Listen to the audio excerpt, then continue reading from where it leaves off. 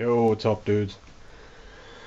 I got a new holster about a week ago from a very, very good friend, Matt from the Armory Guild. Actually, he sent it to me for my birthday. Thank you, Matt. It's a beautiful holster there. And I haven't had time to get around to reviewing it. Now I'm going to review it. I don't have too much experience with holsters. Like, I'm not like... I carry, but I'm not a guy that carries, every second. But I do understand that these Crossbreed Super Tuck holsters are right now hot, hot, hot. Everyone likes them. Everyone talks great about them. Let me go get another holster that's similar to it. This one has a similar setup, this one here. And I got that from Ragsdale. He sent that to me to review. And it's pretty much kind of the same thing as the Crossbreed Super Tuck. Now, DeSantis also makes one like that also. What I like about the Crossbreed is the...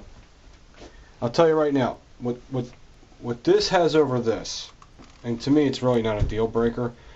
It will be easy to reholster when you reholster your weapon, because it has this Tydox mold, and it stays open. It's hard, it stays stiff.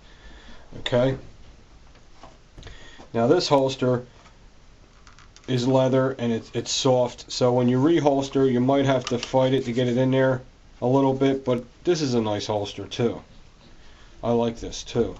I'm not knocking this at all, but the only edge that I see, because they're both pretty similar, they both have the steel clips on them. They're in the waistband, right-handed. They come up high, so the steel don't rub on your skin and you don't get your gun rusty. And they're both great. Okay, but my main focus is going to be on this particular one. There's the here's a better shot of the grips because there's no ballast on them now. Now they're nice and dull looking. See how they match everything? They look great. So this will be my carry gun once it proves itself. I'm going to put a couple hundred through it first, and I would carry it. Me personally, if I put 50 through it and it doesn't jam one time, I'll carry it. Some guys are like, no, you need to put a couple thousand or 1,000 or 500. I don't fucking believe that. I'm sorry. I think that's crazy, but that's my opinion, and I'm always going to stick to it, and you're not going to change my mind. Okay, if a gun screws up after a couple hundred rounds, or after 100 rounds, it's probably a bad round, a low charged round or something. If the gun runs good 50 to 100 rounds non-stop, you're good, man. Your gun's operating fine. That's me. If you feel more secure putting more rounds to it, then be my guest. I don't see that. Yeah, getting back to this. So, I hear a lot of great things about the Crossbreed. If you remember Guard War, he did a review on them. He always talked highly about them. And now Matt has them. He talks highly about them. And what I like about this holster is they kept it small. Some of these things are huge, man. It feels like, you know what I mean?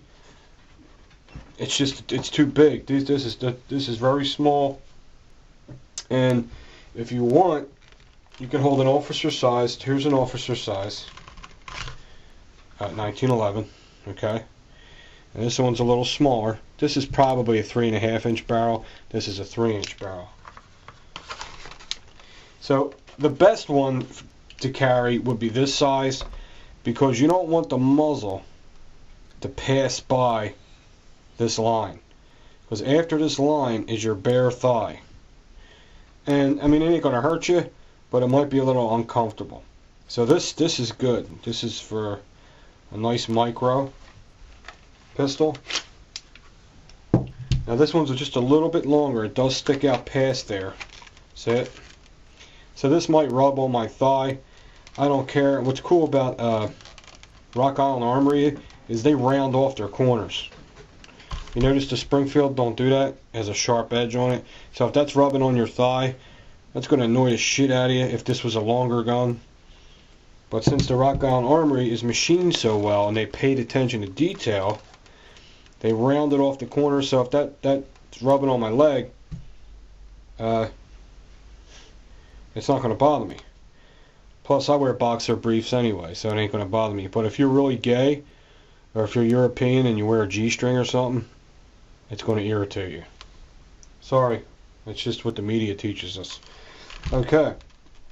Now, if you do wear boxer briefs like I do, or boxers, you can probably put a full size in here. It's going to stick out, but it's still going to hold it. I mean, it sticks way down there, and you're fine. I mean, when you draw it, it's not going to get caught on anything. Because crossbreeds, see this, how this sweeps up? Make sure it clears that sight. That's what that's for. So you can carry a full size with it if you want. I probably wouldn't. I'm probably going to carry this bad boy when I carry. I think that fits in there just right, and it's a comfortable 1911, or I'll definitely carry this one. So there's your different methods of carrying with this type of holster if you're a beginner. If you have holsters and you know your shit, you probably just wasted 6 minutes and 38 seconds so far watching this video. But I am not a holster buff.